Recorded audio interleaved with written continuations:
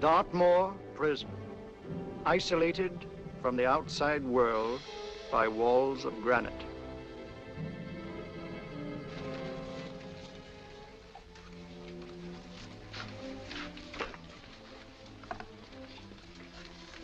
They say you could get out of here by merely telling what you know.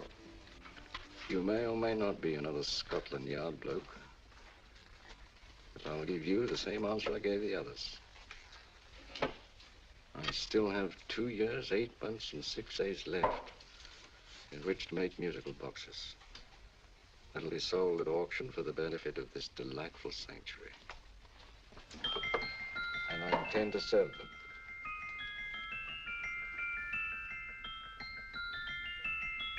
Move along. And now we come to the next object on our list, or I should say objects, because there are 3 of them. Now, ladies and gentlemen, these can be bought together or separately. Now, these beautiful little musical boxes only arrived this morning, and I didn't intend to put them on the auction block until later, but I'm going to sell them now. So, good friends, as our old pal Mark Antony used to say, lend me your ears. And what do you hear? Right. The beautiful tinkle tinkle of a musical box. What a lovely trinket. What a beautiful gift. Created and made by loving hands. A thing of beauty and utility. I was going to start with £5. It's a bargain, £5. Do I see any hands? If there's a connoisseur in the house, will go £3 for it. £2. £1. 10 shillings. Thank you, sir. Ladies and gentlemen, 10 shillings is offered for a musical box you couldn't buy anywhere in London for less than £5. It was stealing to let it go for 10 shillings, like taking milk from a baby. All right, we're starting with 10 shillings. 10 shillings, 10 shillings is offered, 10 shillings is offered, 10 shillings is offered. Will anybody give me £1? Will anybody give me £1? Oh, won't someone give me £1? £1 is offered, £1 is offered, ladies and gentlemen, £1 is offered is against you, sir. Will you go to £2? Will you go to £2, sir? £2. £2 is offered. £2 is offered. Going once. Twice. Third and the last call. Sold to the gentleman for £2. Sorry, my dear. Now, ladies and gentlemen, comes the opportunity to purchase an exact duplicate of the beautiful little musical box just bought by this gentleman for the ridiculous low price of £2. Oh, it's exactly the same. Exactly the same. Made with the same hands. You hear that? Isn't that lovely? That tinkle, tinkle, tinkle, tinkle. Sounds like Bow Bells to me, you know, with little angels pulling on the ropes, eh? Who'll give me £2 for it? Who's starting with £2? Will anybody start with £2? Oh, come, ladies and gentlemen. You know, from your enthusiasm, we might all be in Scotland instead of London. Please buy it for me, Daddy. £2, certainly not. We all might be in Scotland. Besides, I don't like his manner. £1, 10 shillings. £1. £1 is ours. £1 is offered. £1 is offered, going £1. Any advance? Going once, going twice. The third and the last call. Sold to the lady for £1. Smart bidding, my dear. Thank you. We come to the third and last of these beautiful little musical boxes. Exactly the same. Tinkle, tinkle. Isn't that lovely? Ladies and gentlemen, I don't bring you here to gull you and swindle you. This is the exact replica of those 2 I just sold before.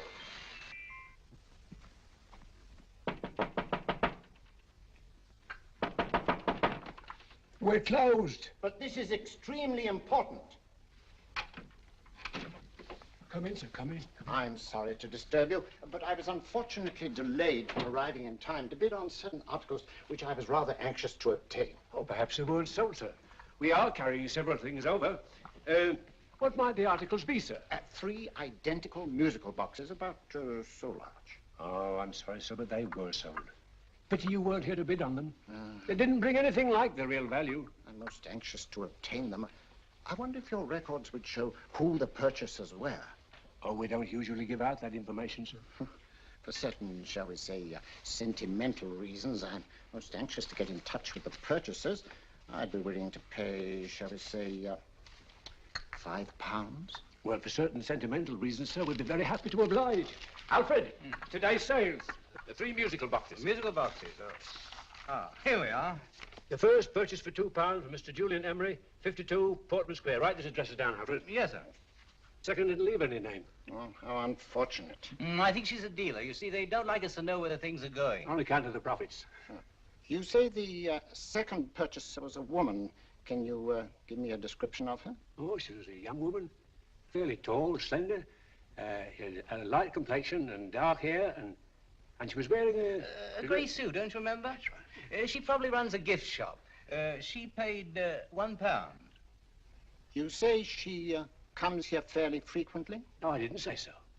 But she does, sir. Like as not, she'll come in on Thursday. We have sales on Mondays and Thursdays. Oh.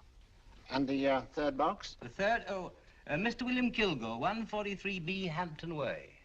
For 10 shillings. Quite a drop from £2. Mr. Kilgore was a Scotchman. Oh. Thank you. You've been most helpful. Oh, thank you, sir. And any time you're passing, dropping, we always have lovely things for sale. How can't you? Thank you. I'll be back Thursday.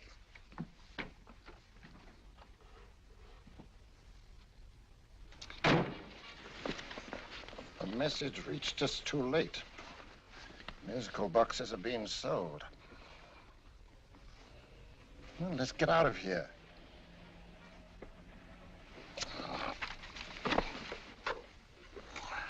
Someday you'll go too far. Reaching for a star, you fool. Yet a fool may touch a star, Colonel Cavanaugh, if he but reach high enough. But not possess it as you would. The musical boxes, they're being sold. What a pity for you, my dear Colonel. Is it my fault that the message reached us only an hour ago? Is it my fault that they were sold? You can't hold me responsible for that. Hope for your sake you're right.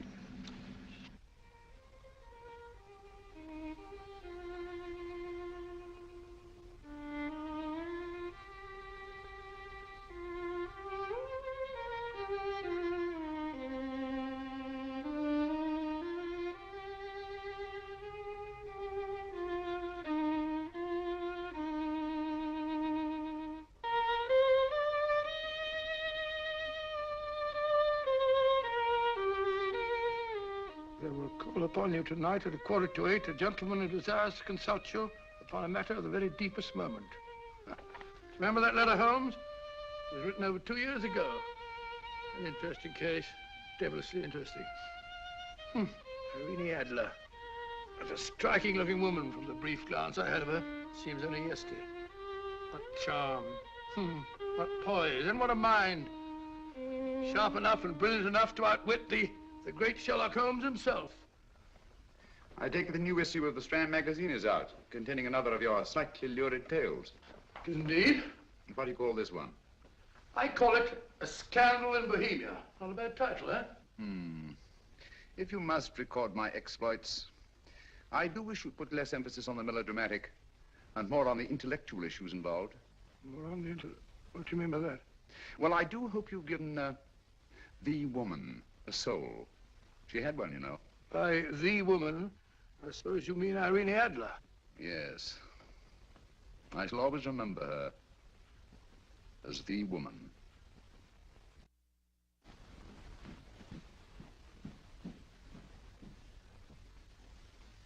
Come in. I think. That's it, old boy. How are you? How are you, old boy? I haven't seen you for years. I want you to meet my old friend Sherlock Holmes. Holmes, this is Stinky. In other words, Julian Emery. How do you do, Mr. Emery? Watson has often spoken of you. Oh, has he? Yes, we were at school together. Yes, more years ago than I care to remember, but you didn't come in here just to remind me of that. No, I just happened to be in the neighborhood and saw your lights burning, so I took the liberty of looking you up. Still writing your mystery stuff? Yes, there's a new one out this week.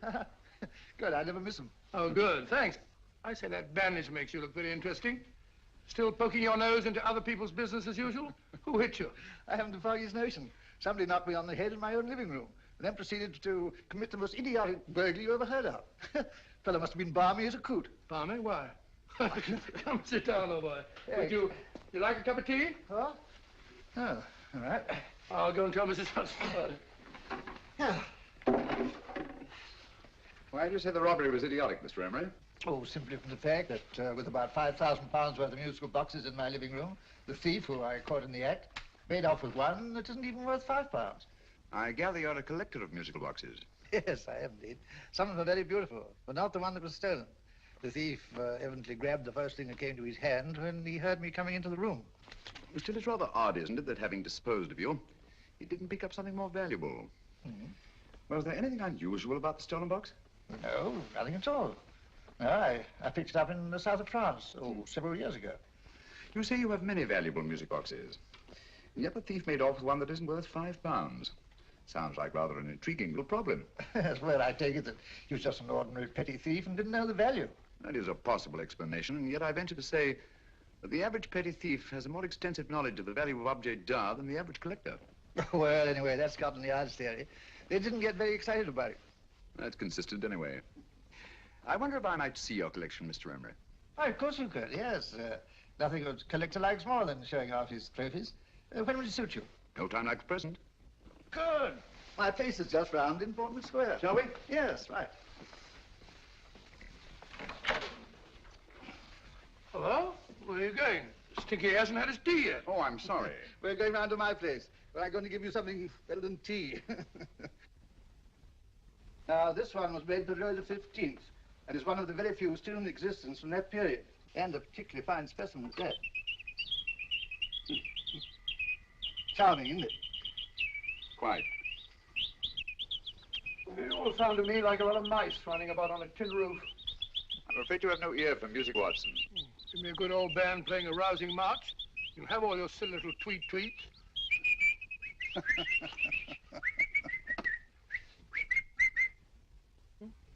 Another room. This is me.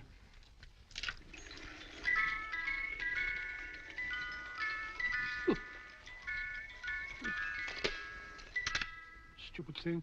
Singing rabbit.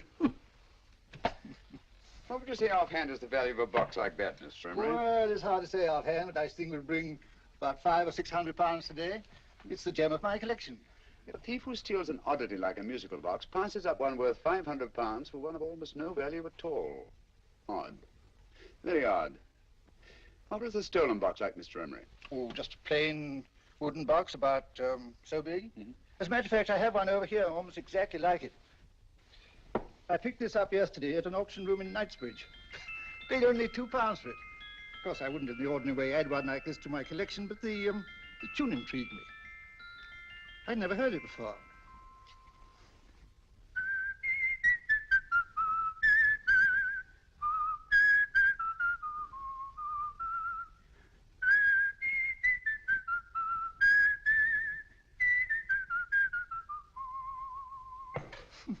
You have a remarkable ear for music, Holmes. Rather an unusual melody. Sit down, Dad. Thanks. You say you bought that box at an auction sale yesterday? Yes, the Gaylord auction rooms in Knightsbridge. Run by old, what's his name? Crabtree. That's the man. At what time was the robbery committed? Oh, about 3 o'clock this morning. You know, Mr. Emery, that box and the robbery might well be cause and effect, especially since you say that the stolen box outwardly resembles this one a great deal. And Scotland Yard were not particularly interested, eh? Oh, yes, but I wouldn't blame him for that. Especially as I told him I was quite unable to describe the thief, except, of course, for the fact that it was definitely a man. All you remember is that you came in here and someone struck you on the head. Yes, the next thing I knew, my man was trying to revive me. It might be wise for you to put that box away somewhere and lock it up. Oh, I don't think that's necessary. Besides, everything's insured. Well, at least if any further attempts at robbery are made, I'd suggest that you call the police, rather than running into any personal danger. Oh, come, Holmes, aren't you being a bit of an alarmist? Possibly. Well, must agree with old Stinky. Seems to me you are making rather a mountain out of a molehill. Molehill is the word, old boy, and it's time you were in bed. Thanks so much for letting us see your place. Now the best, been glad meeting you. Holmes, I can't understand why you were so mysterious. Seems to me the petty thief explanation was the only sensible one. Really? Yes, I can't see how you can believe it was anything else. I didn't say I believed it to be anything else. The petty thief theory is the obvious one, I grant you. However, it's often a mistake to accept something as true merely because it's obvious. The truth is only arrived at by the painstaking process of eliminating the untrue. We are not able to do that in this case without further data. Rubbish, you're pulling my leg. You're trying to turn a tuppenny halfpenny robbery into an international plot. No, I'm not. I just hope that your friend Stinky is a little more cautious in the future, just in case.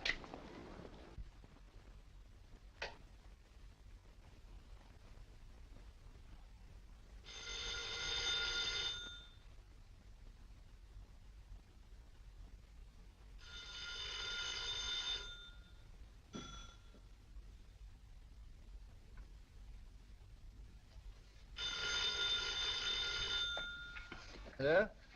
Yeah? Julian Emery here. Who? Why, of course I remember you, Mrs. Cockney. Yes, you're the one bright spot at that appallingly dull affair of Lady Sanford's. Huh? Of course it isn't too late to come round. Yes, I shall be delighted to give you a drink. I tell you what, come straight up and I'll leave the door unlatched. Right, well, 15 minutes? Good. I shall be counting each moment. No, I mean that, really. Right, goodbye.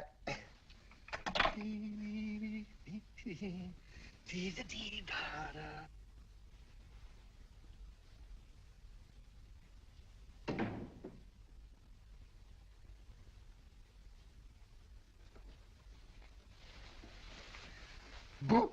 Oh, you startled me. Did I? Yes. Must be the pixie in me.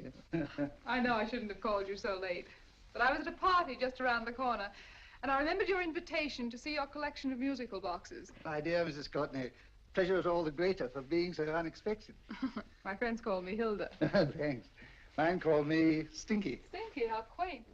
Oh, what a perfectly wonderful collection of musical boxes. You know, when you told me you had a collection, I had no idea it was so attractive. Yes. They appeal to the ear as well as to the eye. Oh, what a plain little one. Why, it looks just like a country cousin amid all this grandeur. No. You mustn't underestimate the country cousin. Only last night a burglar broke in here, and with all these to choose from, went off with one very much like it. Really? Yes, I don't mind the loss of the box so much, but I do resent this crack on the skull. But it makes you look so interesting. Oh, do you think so? Uh-huh. It's funny, that's what old Fatso said. Fatso? I mean, Dr. Watson. He was here this evening with a friend, Mr. Holmes. He's interested in my collection, too. Sherlock Holmes? Yes. Do you know him? I've heard of him. Yes, he seems to think I'm in some sort of danger. What a haunting tune. It takes me right back to my childhood. Really? You know, it's odd that you should be interested in that particular musical box. Odd? Why? Because Mr. Holmes is also interested in it. He may have been more interested in the tune than in the box. I did, yes, that's right. I remember now. He whistled it note for note, having heard it only once. Really? He must be a remarkable man. Bit of an alarmist, if you ask me. Don't you believe in warnings? Of course not. Who'd want a box like that? I would. You're not serious. Oh, but I am. Well, you put me in a very awkward position. I'm a collector, you know. And the collector buys but never sells. But if the price were high enough... Price has nothing to do with it. It's the principle of the thing.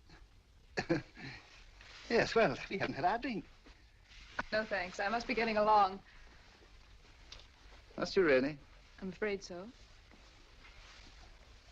You're not walking out on me, are you? My reputation, Stinky. I say, you know, you are an attractive woman. Thanks.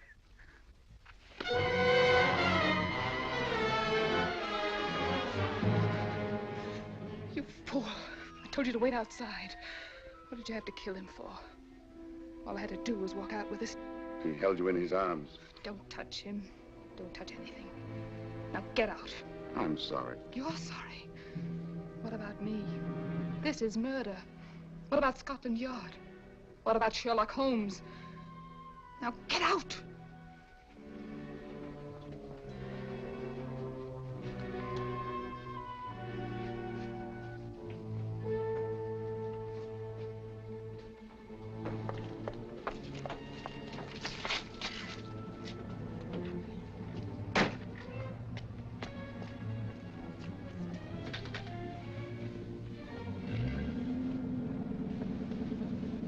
Did you get it? Good. Did you have any trouble with him? Just a matter of murder. Ah, Mr. Holmes. Hopkins. Thanks for coming so promptly. Inspector Lestrade suggested that I call through to you. Mr. Emery was the client of Mr. Holmes, Inspector. Indeed. You didn't mention that when I telephoned you, Mr. Holmes. Well, not exactly a client, Inspector. Sergeant Thompson? He was killed between the hours of 11 and 2 o'clock this morning, Mr. Holmes. Must have been someone he knew, someone of whom he had no suspicion. Poor old Stinky. It's all my fault. I should have prevented this. Well, there's no time to start talking about that now, Doctor. Apparently it's gone. That's the second attempt on the musical box that Emery bought at the auction sale. And this time it was successful. But that box is only worth £2. It was worth a man's life, Watson. I think we'd better pay a visit to Gaylord's auction room and that fellow Crabtree. Inspector, may I suggest that you make a complete search of this flat for a small, plain, musical box about that size? Thank you. Come on, Watson. You say the first box went to Mr. Julian Emery. The second to Mr. Kilgore, 143B Hampton Way. And the third to the unidentified young lady who presumably has a shop and lives near Golders Green. That's right, Mr. Holmes. Isn't it rather strange, Mr. Crabtree, that you should have had 3 identical musical boxes all playing the same tune? Where'd they come from? Dartmoor prison. Dartmoor? Yeah, we get a regular shipment from there every month. The inmates manufactured them. Well, they make all kinds of things, you know, pipe racks, waste paper baskets, musical boxes. Did you happen to notice if anyone showed any particular interest during the auction in the purchasers of these 3 boxes? Oh, come now, Mr. Crabtree. This is very literally a matter of life and death.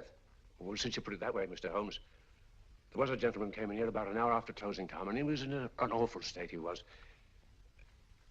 He gave me £5 to tell him where the boxes had gone to. He said they had a sentimental value for him, sir. Oh, expensive sentiment. Can you describe him? Well, he was tall, distinguished looking, and he had grey hair and a moustache. Oh, he was quite a gentleman, sir. Now, what was his reaction when you were unable to supply him with the address of the young lady who owned the shop? I told him the young lady usually come back on Thursday. He said he'd come back on Thursday. Now, that's tomorrow. Thank you, Mr. Crabtree. You've been very helpful. Thank you. Come on, Watson. Where are we going now, Holmes? To the home of Mr. Kilgore, the man who bought the 3rd box.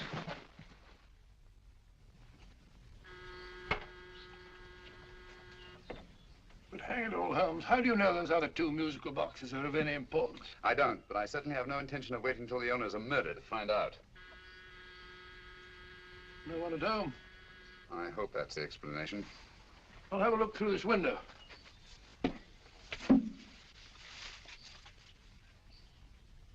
Doesn't seem to be anyone there. The whole place seems deserted as far as I can see. Yes. Mr. and Mrs. Kilgore at home? No. When do you expect them? Oh, in an hour or so. There's no use you're hanging about. They don't buy nothing from peddlers. Peddlers? My good woman, this is Mr. Sherlock Holmes. Sherlock Holmes? Oh, go on. Do you mind if we come in and wait? Our business is rather urgent. Well, I've got to go out and do my shopping. And I don't know as Mrs. Kilgore like any strangers nosing about. Quite all right, I assure you. Well, I've got to be off. It's a wait in the parlour. And no smoking either. Mrs. Kilgore says it smells up the house. Funny old girl, Holmes.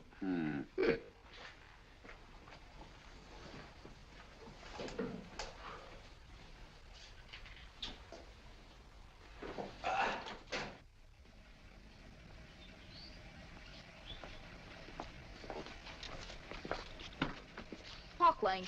Park Lane? And what would the likes of you be doing in Park Lane? Now, don't worry about the fare, Ducky. If you knows how to get to Park Lane, up it.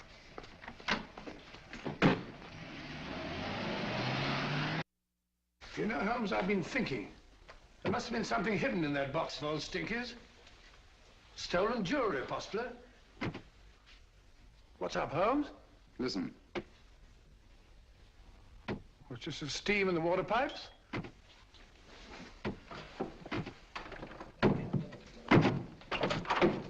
Watson! Great Scott! Come on, Holmes. Get on the chair here. It's all right, my dear. There. Now, don't worry. It's all over.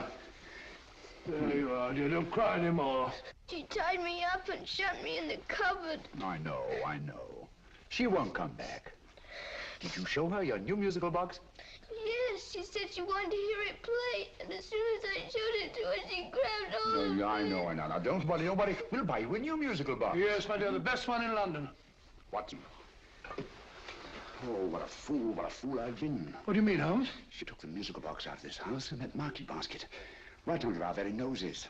Why could the Kilgore charwoman want to take the music box? She isn't the Kilgore charwoman. She's a consummate actress. An extremely clever, unscrupulous woman who will stop at nothing. Take care of the child, will you, Wolf, till our parents get back. Explain everything to them. Of course I will. But, Holmes, where are you going? Somewhere, somehow, I must get to the young lady who bought that 3rd musical box before our opponents find her. I only hope that I won't be too late. Oh, no. No, darling, you mustn't cry anymore. Now, cheer up. Would you like to hear old Uncle make a noise like a duck?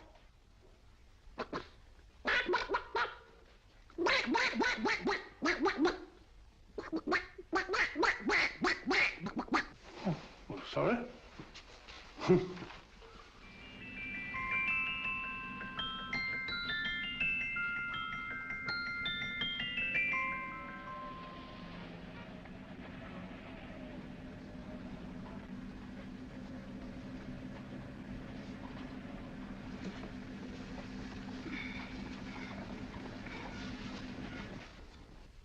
And now, ladies and gentlemen, how much am I offered for this beautiful lace Dresden china figurine?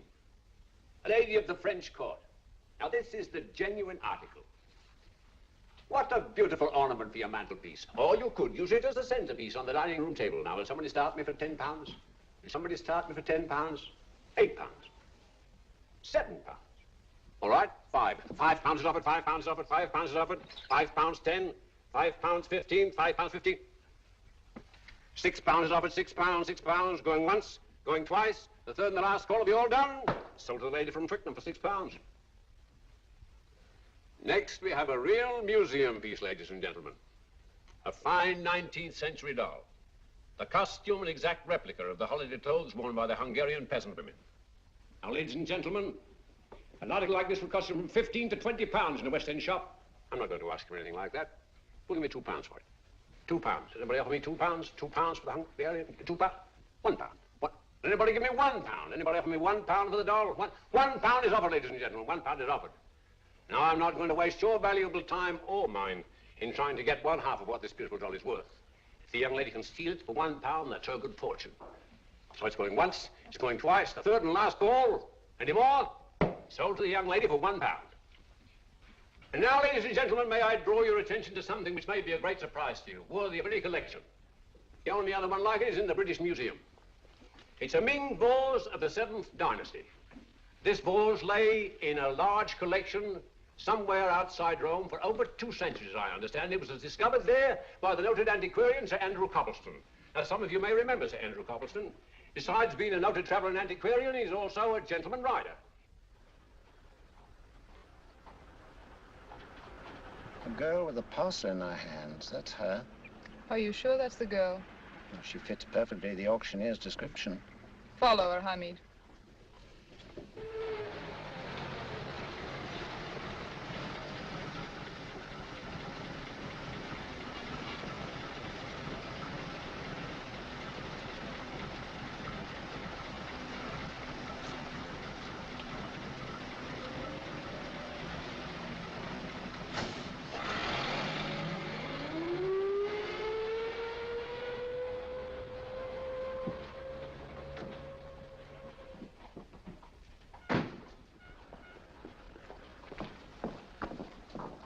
It's lovely, dear. And only £1.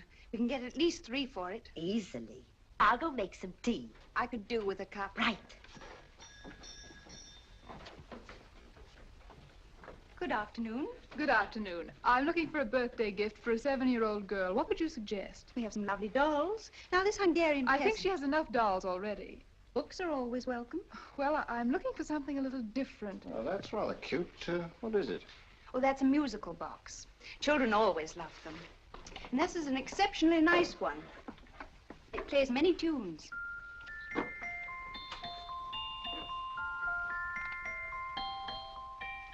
Have you any others? Yes. If you'll just step this way.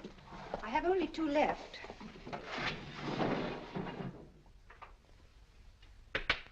Oh, nice.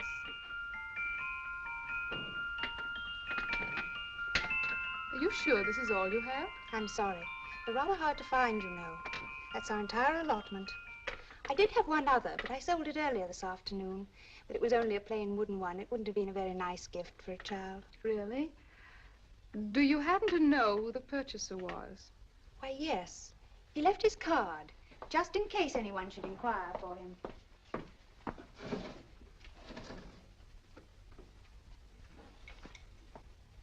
How interesting. I'm sorry, but I'm afraid I'll have to look a bit further. Thank you anyway. Good afternoon. Thank you.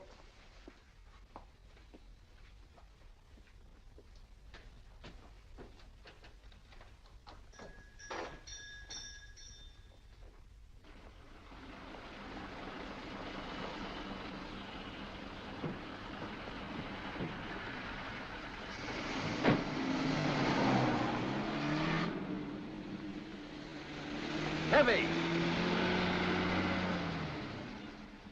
All of that cab. Here, now, what? Scotland Yard. Hop in.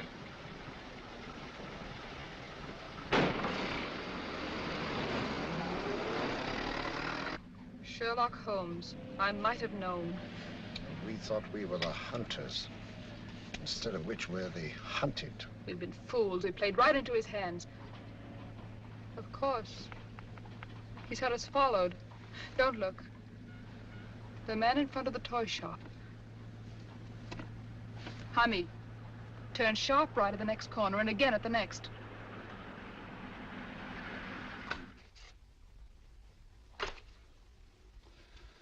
No photograph of her, Commissioner, as I expected. She's not a known criminal. But how do you expect to know if you do find her? After all, she was disguised as a charwoman. Don't worry, old fellow. If I ever see her again, I'll recognize her. Well, it won't be long till we know who they are and from where they operate. Who's covering them? Sergeant Thompson's following them, sir. They won't get away from him. He's a good man. We could have arrested them at Clifford's toy shop if we had any proof. But we know that they killed Emery. Proof, my dear fellow. We must have proof. We have x-rayed it, sir. There's nothing whatever concealed in the box. We'll have a look at the plates.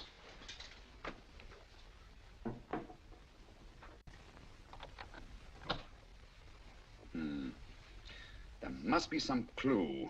And it's probably so obvious that we've all overlooked it. Seems to me we're up against a bunch of lunatics. Not lunatics, my dear fellow. Extremely astute, cold-blooded murderers. What can these little musical boxes have in them that's so important? Don't forget, they were made in Dartmoor prison. You can smuggle stuff into prison, but not out. You want us to break the box apart, sir, to see if there's anything the x-ray hasn't caught? No, not yet. Do you mind if I take it? Certainly. Thanks.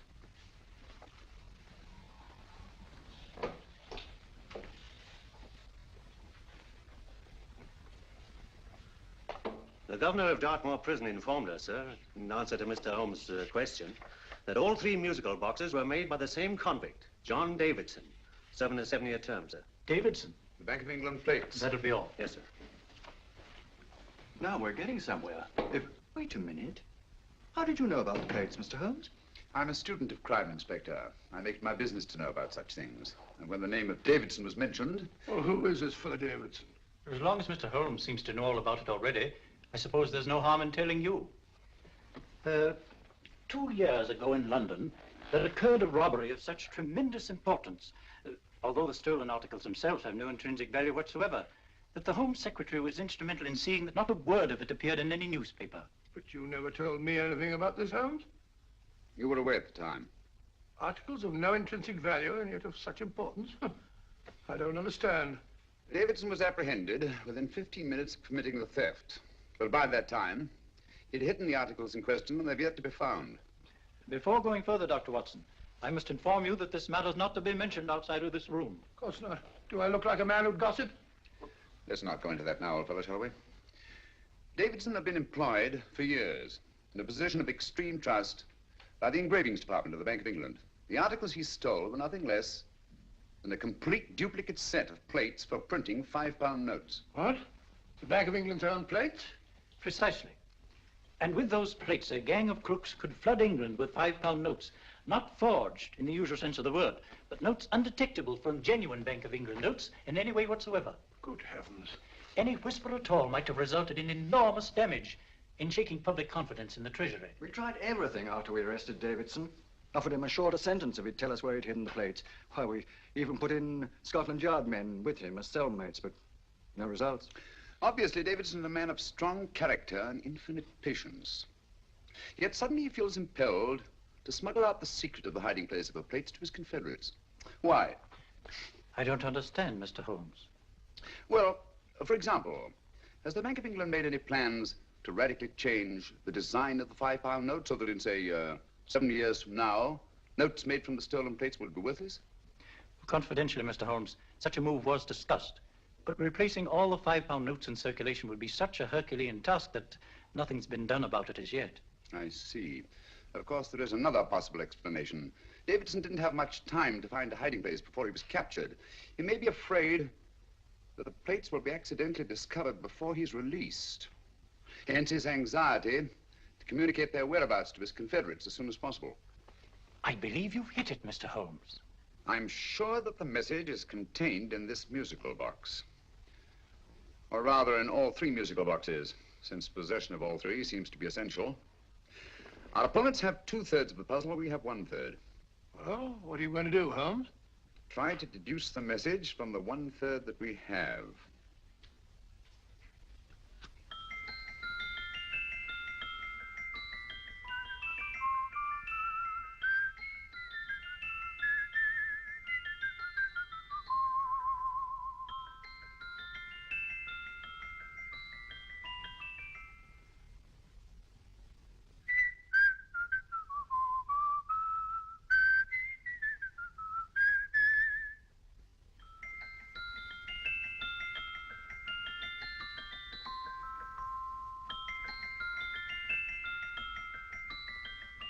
It's the same tune as the one played by Emery's musical box. And yet it's different. Sounds the same to me. The tune. Somehow the tune is the key to the mystery. It must be the tune. Otherwise, why use 3 musical boxes to convey the message? Why not collar boxes or shoe boxes? Yes? Oh. It's for you, Inspector. Oh, thank you, sir. Inspector Hopkins speaking. What? Where? Golders Green Station reports they've just found Sergeant Thompson's body. From the tire marks on his clothes, he was apparently run over by a taxi. What an unfortunate accident. Not an accident, my dear fellow. I'm afraid it's murder. Oh, you never know just who you're going to meet when you're walking down a busy London street. Mrs. Hawkins, Mrs. Brown, any subject of the crowd. Oh, you never know just who you're going to meet. So you better hold your topper in your hand, just in case you meet a lady on the Strand. Girls will think you're kind of sweet, and your day will be complete. Oh, you never know just who you're going to meet. Now, a gentleman is judged by his appearance. Yes, a gentleman is judged by how he talks. Now, he's much better off when he's acting like a toff, especially if he's taking him a walk. What on earth is this outlandish place? A rendezvous for actors. Actors? Buskers, old boy. You've seen them 1,000 times. Actors who entertain the queues, waiting outside theaters. You never know just who you're going to meet when you're walking down a busy London street. So you better wear your best, elbow ties to look your best, 'cause you never know just who you're going to meet. So you better keep your manners right in view, just in case a lady gives a how'd you do. Keep your trousers in a pleat, shine your shoes and keep them neat, 'cause you never know just who you're going to meet. Blimey. Mr. Holmes. How are you, Joe? Never met him. And yourself? Fine, thank you. I want you to meet a friend of mine, Dr. Watson, Joe's sister. Oh, well, any friend of Mr. Holmes is a friend of mine. Hi, Joe. He did me a good turn once that I'll never forget. Yes, I cleared Joe of a most unpleasant charge. Murder, no less. Oh, really? By proving to the satisfaction of the police that he was busy at the time blowing open someone's safe. That's right, Governor. Good gracious me. Joe, now you can help me. Come on, buzz off, buzz off. Come on, up it, up it. Can't a gentleman have some peace and quiet around here? And you too. There you are, Mr. Holmes. Now we can have some peace and quiet around here. Thank you, Joe. There's £5 in this for you. Well, I wouldn't want to take it on myself, sir, but I'd get somebody to do it for you for half of that. You don't know what the job is yet. For £5? Murder, ain't it? What? No, Joe, not murder, just music. I want you to identify a song for me. Oh, there ain't a song that's been written that I don't know. That's why I came to you. Of course, the violin is more my instrument, but, oh, well, here we go. Now, listen to this, Joe.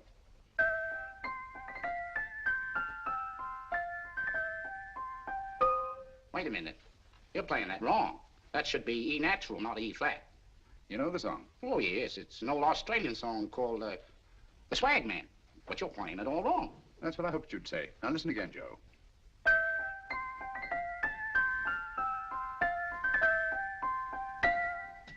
That's the same tune, all right, but you're making different mistakes than you did the first time. No, not mistakes, Joe. Call them variations. Here, play the song for me, will you, the way it's written.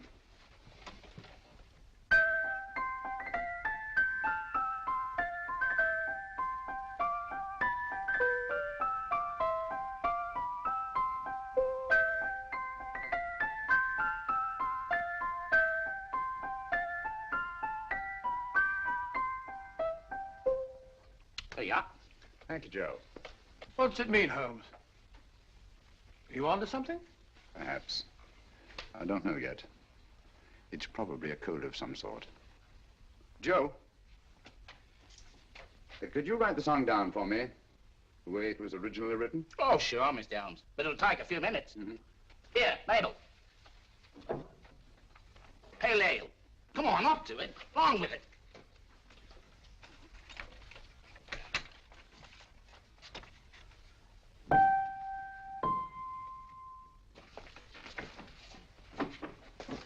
Well, obviously it isn't the lyrics. No combination of those words made any sense at all. The variations in the way Emery's musical box played the tune are different from the variations in the one we have. You sure? Quite.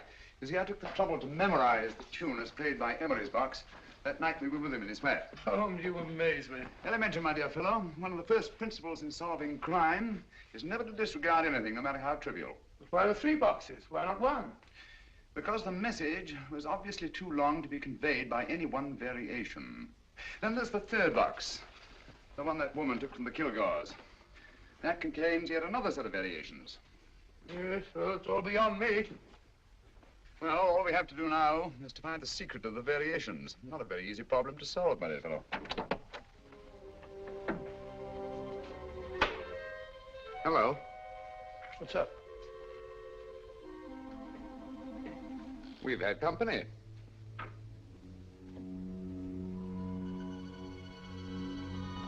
say, this is outrageous.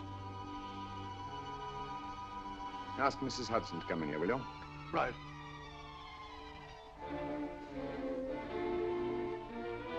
Mrs. Hudson? Yes? Oh, there you are. Will you come up here at once, please? Oh, coming, sir.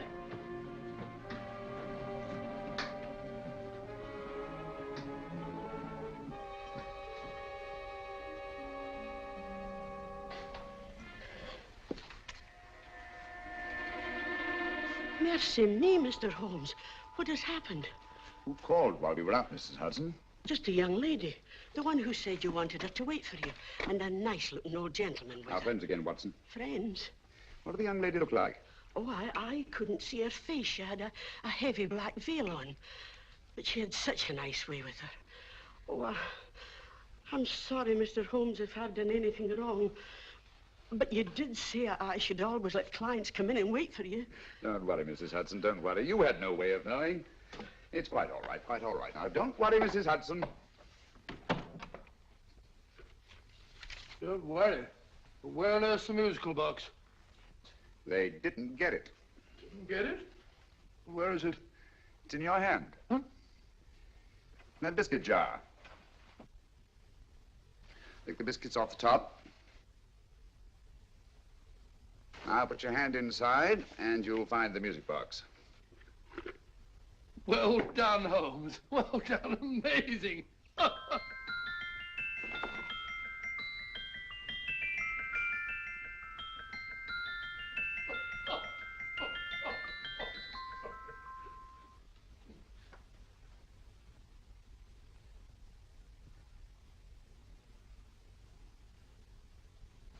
Whew. Nice fresh smell. Like a pub after closing time.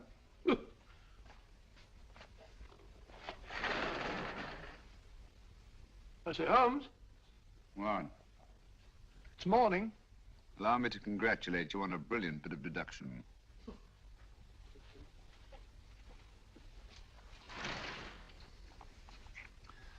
It's not a transposition, not a polygraph transposition, not a trigraph, nor any known form of decoding. How about the Morse code? Have you tried that? Yes, at about 3 o'clock this morning. I'm sorry, old man. I was only trying to help.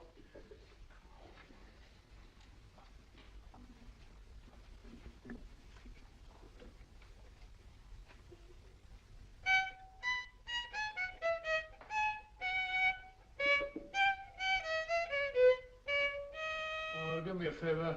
Not again. Must have heard that thing 1,000 times. Kept me awake all night.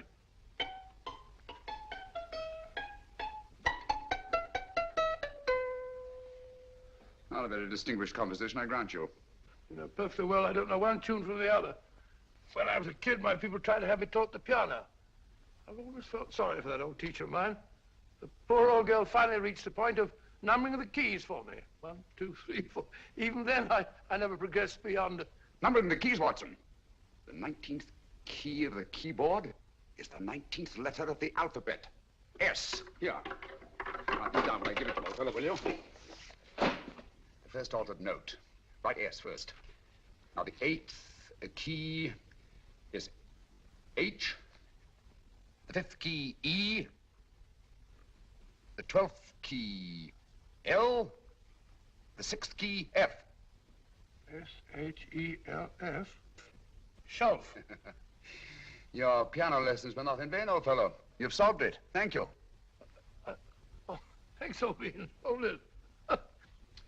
We now have 2/3 of a message. Behind books, 3rd shelf, secretary, Dr. S. Presumably, these are the first and second portions of the message. And this gang has the first and third parts of it. Precisely. Then it's a stalemate? Yes, Commissioner, but we can't leave it like that. There's no doubt in my mind that they'll try to secure our 1/3 of the message that's missing. Well, I assume you've taken every precaution to guard the Clifford music. Oh, yes, it's carefully hidden at Baker Street with Dr. Watson on guard. However, I'm reasonably certain that, difficult as it may be, we can find the plates even without the missing part of the message. Behind books, 3rd shelf, secretary, Dr. S. Well, outside of the fact that Davidson hid the Bank of England plates somewhere in London, Mr. Holmes, I don't think that we've progressed at all. Allow me to point out to you, sir, the key words, Dr. S. It looks as if the plates were hidden in the house of the doctor. Whether S stands for his first or last initial remains to be determined by a process of elimination. Well, there must be 10,000 doctors in London with S for a first or last initial. Precisely. And every one of them will have to be questioned in person. That's why I say this is a task for Scotland Yard. It's a task, all right. But Scotland Yard has searched worse haystacks and found a needle. Well, for the time being, I'll leave the matter in your hands, gentlemen. We'll call you if and when we get a lead on our mysterious Dr. S. Thank you. In the meantime, I intend to follow up a little clue concerning a cigarette.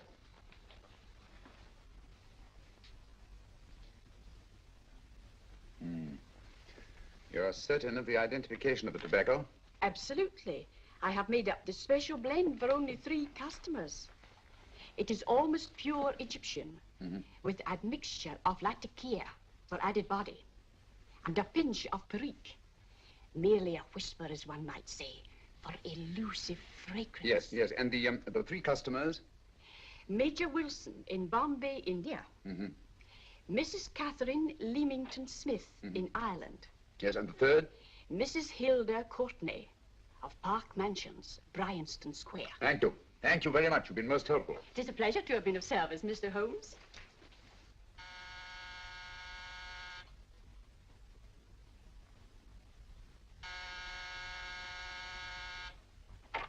Yes? Mrs. Cockney? Yes. My name is Sherlock Holmes. Do come in. Thank you. I've heard of you, of course, Mr. Holmes. I believe we have a mutual friend in Sir Edward Brookdale. He's spoken to me of you quite often. Indeed. And to what good fortune am I indebted for this visit? I think you know Mrs. Cockney. Well, I did get a summons for speeding last week. But outside of that, I don't think I'm of any interest to the police. Oh, come now, Mrs. Courtney. You seem to forget that you and I have met before. I'm sorry. I'm sure I would have remembered meeting the great Sherlock Holmes. Please sit down. Thank you. You say we met before? Yes. At the home of Mr. and Mrs. Kilgore, 143B Hampton Road. Kilgore? I don't think I know anyone of that name. Well, I didn't say you knew them. As a matter of fact, you called on them when they were out. I don't understand, Mr. Holmes. Really? And you were dressed rather differently. Indeed. Cigarette? Thank you.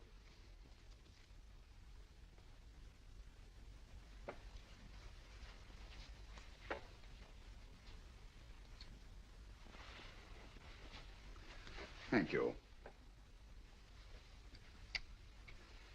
You know, Mrs. Courtney, people generally forget, in assuming a disguise, that the shape of the ear is an almost infallible means of recognition and identification to the trained eye. Evidently, you've mistaken me for someone else. Oh, no, not at all. Though naturally, I expected your denial. But when you paid your visit to my rooms at Baker Street, you carelessly left behind another identification. They're identical, aren't they? Yes, I must admit they are. You see, Mr. Holmes, to catch one as clever as you, I had to use a very special lure. I knew you'd be unable to resist the bait of my cigarette, having read with great interest your monograph on the ashes of 140 different varieties of tobacco. I should advise you not to move, Mr. Holmes. I must congratulate you on your ingenuity, Mrs. Courtney. It was indeed a brilliantly designed trap. Thank you, Mr. Holmes. Praise from a master is indeed gratifying. I shall always cherish the memory of your flattering words. Memory? Precisely. I'm afraid these gentlemen have a most regrettable task to perform. Unless, of course, you care to turn over the missing musical box with your pledge to take no action against us in the future. I'm afraid that will be impossible. I thought that would be your answer. Hamid! Careful! Careful. There's no need to be unnecessarily rough with our distinguished guest. You realize, Mr. Holmes, that your demise will not take place here at the corpus delicti, you know. Well, naturally. Shall we go? It's so fearfully awkward having a dead body lying about. Don't you agree, Mr. Holmes? Another dead body shouldn't weigh too heavily on your conscience, Mrs. Courtney.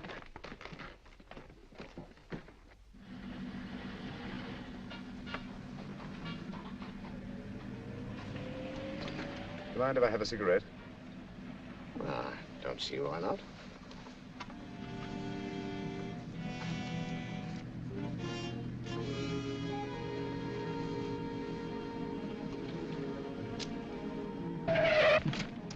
Be careful, Hamid. It's the brakes, they bind. Thank you, Colonel Kavanagh. It's very considerate of you.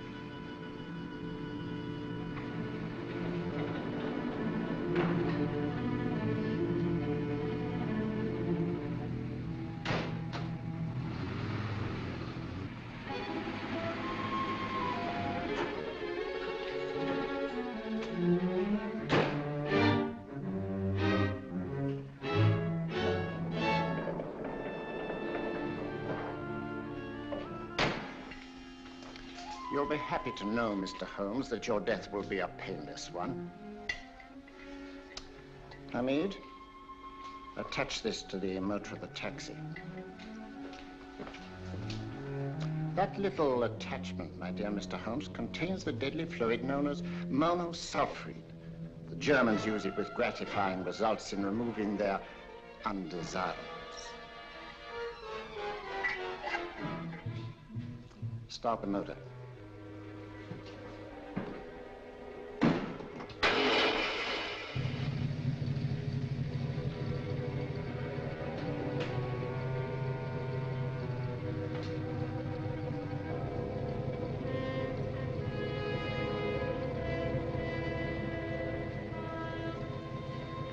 Tape his mouth.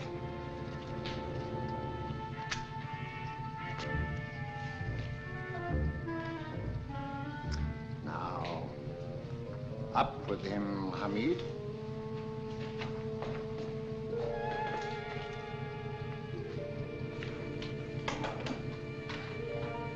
You find yourself like Muhammad's coffin, Mr. Holmes, suspended between heaven and earth.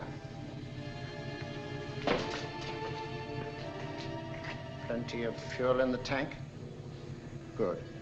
It would be too bad to have anything go wrong through so simple an oversight.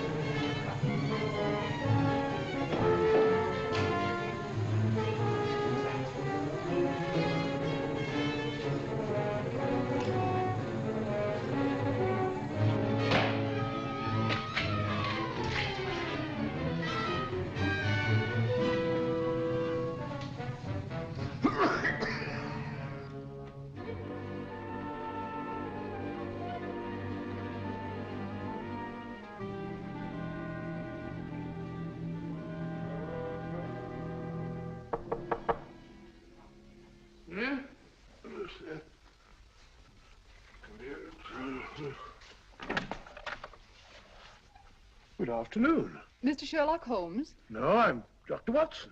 Oh, of course, Dr. Watson. How stupid of me. Oh, so, this is stupid of me.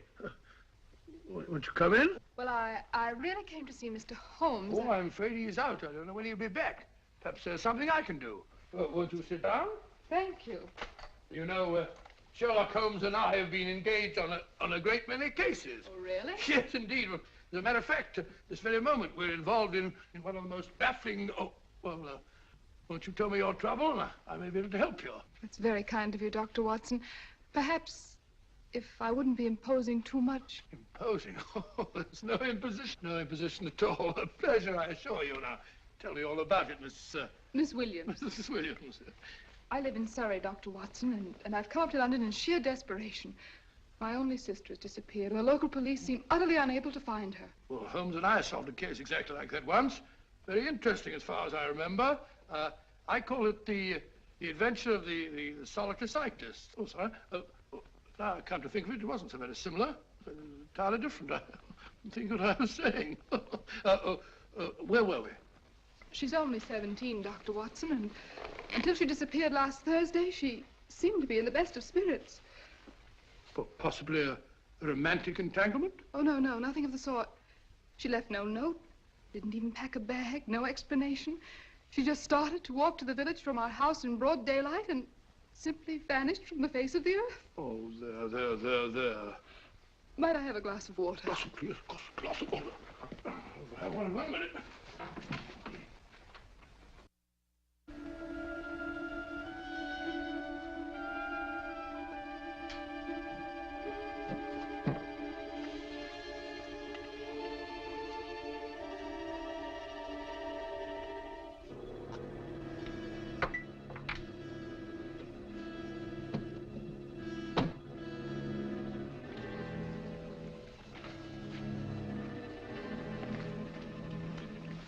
There you are, my dear.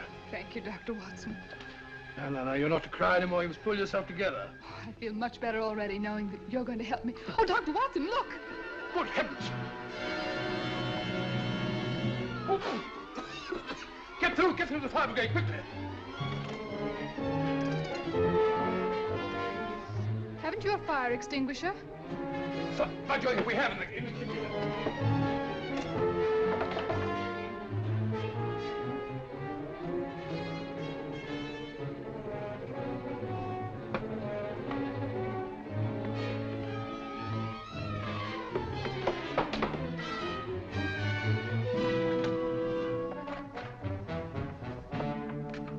Don't you worry, Miss Williams. We'll have this thing out in no time.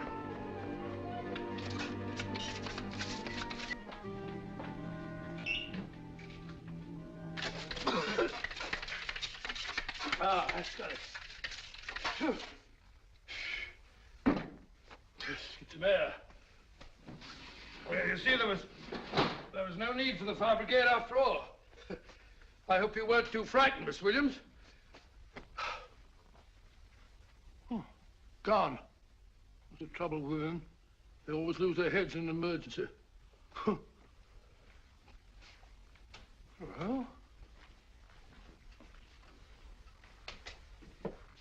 a musical box.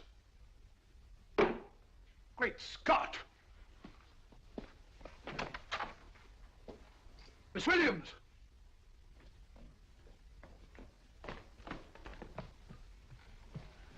Well? Good. And Holmes? By now, Mr. Holmes has no doubt exchanged his violin for a harp. Always assuming that heaven is his destination. And now that we have the missing musical box.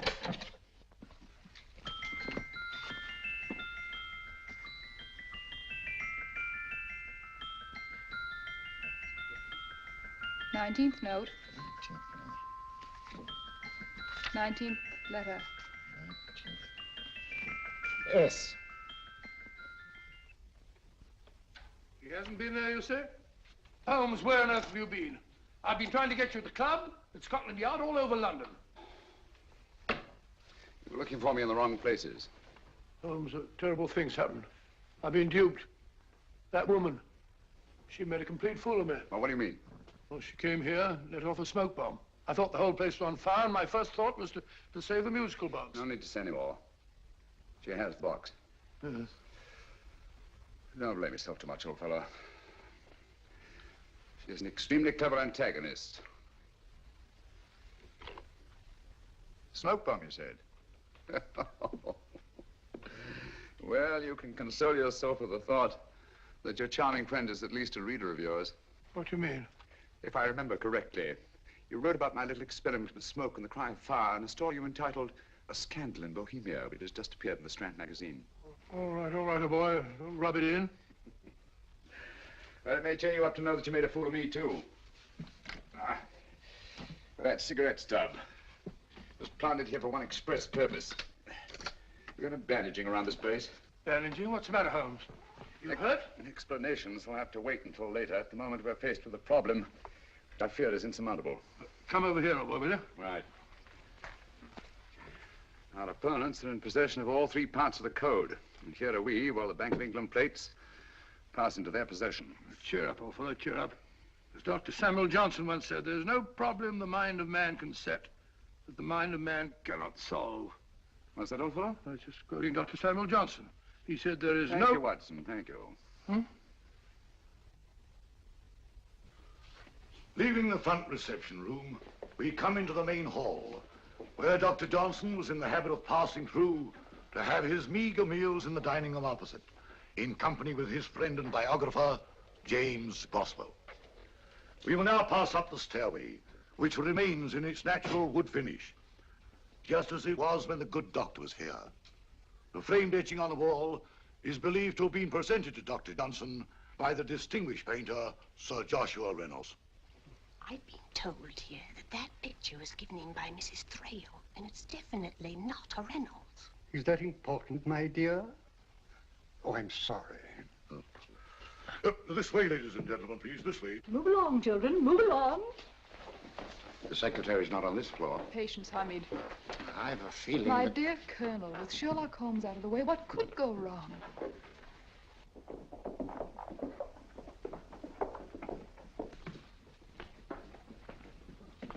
And here we have the Garrett Library, in which Dr. Johnson wrote his famous dictionary, and in which you will see also many of the great man's books and other items of interest.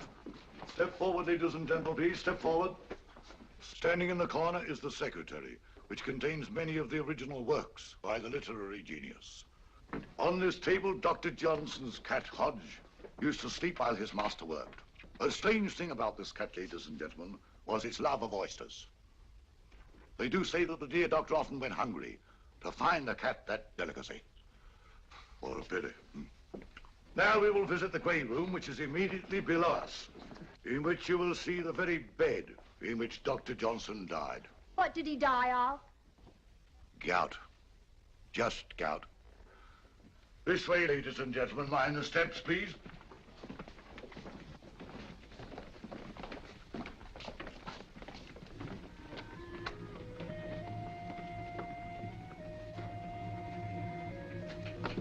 Your keys.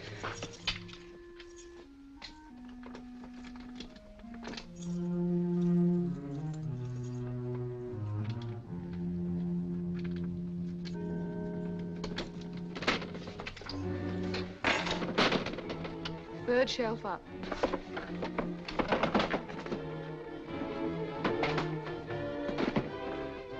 The knife.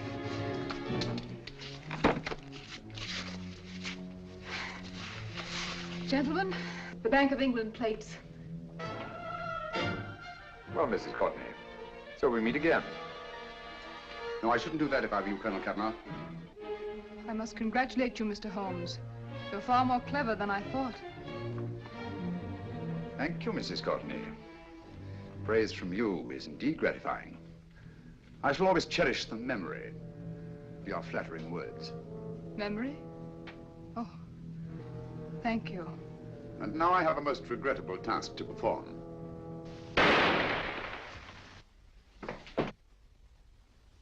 Holmes! Coming, Holmes! Holmes, you all right? Perfectly, thank you, old fellow, but I think this gentleman on the floor requires some medical attention. We will see that he looks his best, you know, when he's hanged. Take them in charge.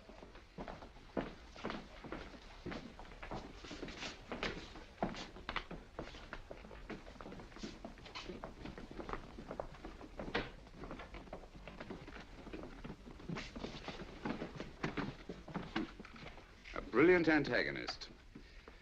It's a pity her talents were so misdirected. Will you see that these plates are returned to the Bank of England, Inspector? I still don't understand how you solved it, Mr. Holmes. It's entirely due to Dr. Watson. He gave me the clue when he mentioned Dr. Samuel Johnson. Well, congratulations, Doctor. Oh, thank you, Inspector. I don't think I'd have done it entirely without Mr. Holmes' help, you know.